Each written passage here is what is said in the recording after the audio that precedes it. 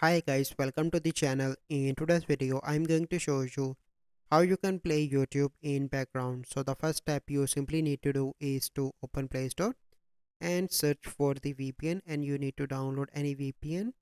So after that you need to start the VPN and enjoy the YouTube in background. So I'm going to show you the complete process. So the VPN I am using currently is Hotspot Shield. You can download that from Play Store as well, and you need to connect that with that VPN.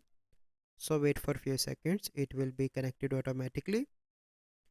So I am currently using the free version of this, but if you want you can buy the premium of this VPN as well.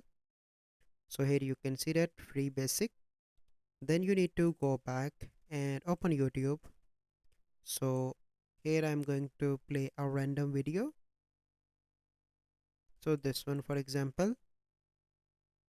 Okay, and then I'm going to click here, and now you can see that it is playing in the background. So I mute this video to avoid any copyright issue.